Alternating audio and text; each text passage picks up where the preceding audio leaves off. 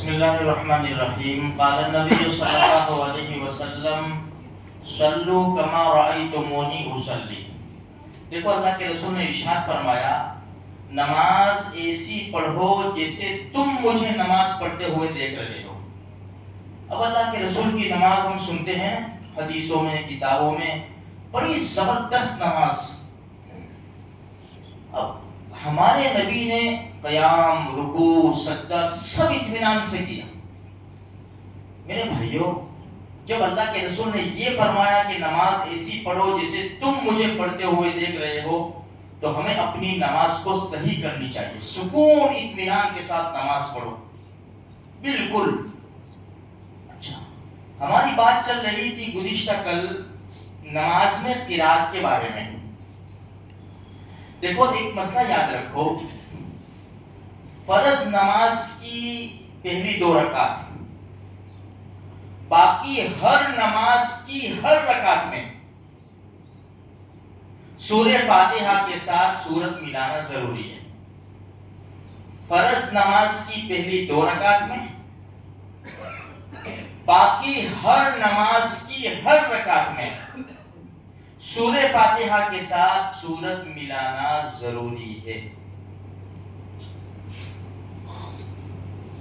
فرض نماز کی تیسری چوتھی رکعت میں کیا کریں؟ امی عائشہ صدیقہ رضی اللہ تعالیٰ عنہ فرماتی ہے کہ نبی کریم صلی اللہ علیہ وسلم 4 رکعت والی فرض نماز میں تیسری اور چوتھی رکعت میں سورہ فاتحہ پڑھا کرتے تھے۔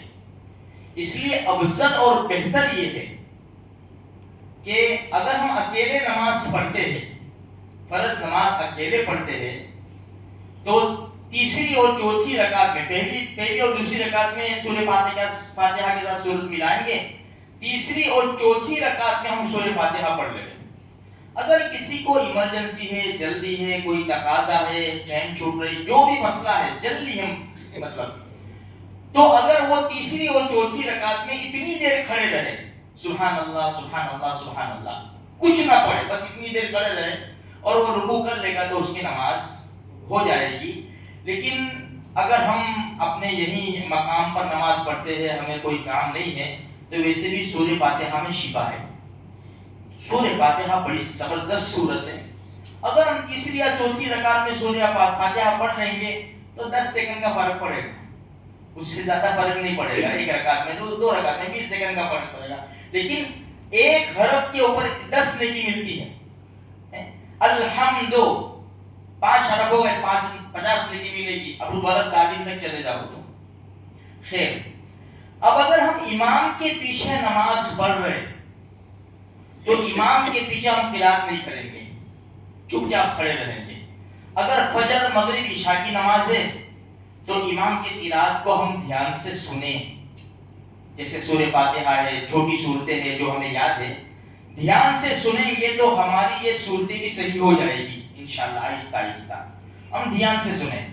ظہر اثر والی نماز ہے یا فرض نماز کی تیسری چوتھی رکعت ہے، اس میں تو سر قرات ہوتی ہے نا، تو اب کیا کریں گے؟ تو دیکھو نماز میں دھیان جمانے کے لیے کچھ صورتوں کے ترجمے یاد کر لے ہم۔ بھئی سورہ فاتحہ ہے، چھوٹی صورتیں ہیں، تو وہ نماز میں دھیان جمانے کے لیے ہم وہ ترجمے پہ غور کریں۔ الحمدللہ رب العالمین، ہر قسم کی تعریف اس اللہ کے لیے ہے جو سارے جہان کا پالنے والا ہے۔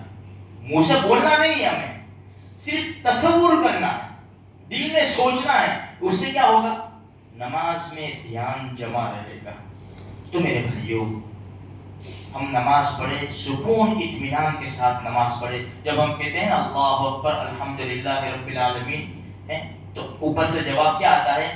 حمدنی عبدی۔ ہم الحمدللہ رب العالمین، یعنی ہر قسم کی تعریف اس اللہ کے لیے ہے جو سارے جہان کا پالنے والا ہے، تو اوپر سے جواب آتا ہے حمدنی عبدی، میرے بندے نے میری تعریف کی۔ کتنا مزہ ہے میرے بھائیوں۔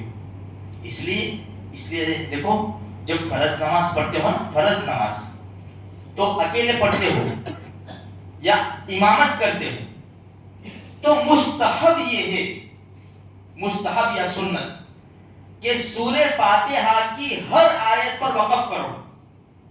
آپ مجھے دیکھتے ہوں گے، میں مغرب کی نماز پڑھاتا ہوں، سورہ فاتحہ کی ہر آیت پر کھیل جاؤ. الحمدللہ رب العالمین الرحمن الرحیم مالک یوم الدین. جیسے 7 آیات ہے سورہ فاتحہ کی تو 7 سانس میں پڑھو. ہم یہ بہتر ہے اس لیے کہ ہم پڑھتے ہیں تو اوپر سے جواب آتا ہے میرے بھائیوں. جب اللہ ہمارا جواب دے ہم تو قبول ہو گئے نا. اس لیے ہم جب کھڑے ہوتے ہیں نا سکون اطمینان کے ساتھ نماز پڑھو. تصور کرو میرا رب مجھے دیکھ رہا ہے, میں نہیں دیکھ رہا لیکن وہ تو دیکھ رہا ہے نا.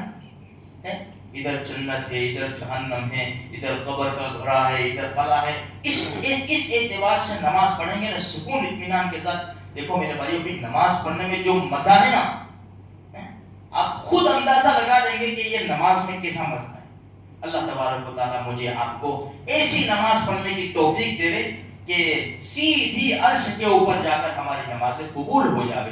اور اللہ تبارک و تعالیٰ جب تک زندہ رہے ہم سب کو نمازی بنائے.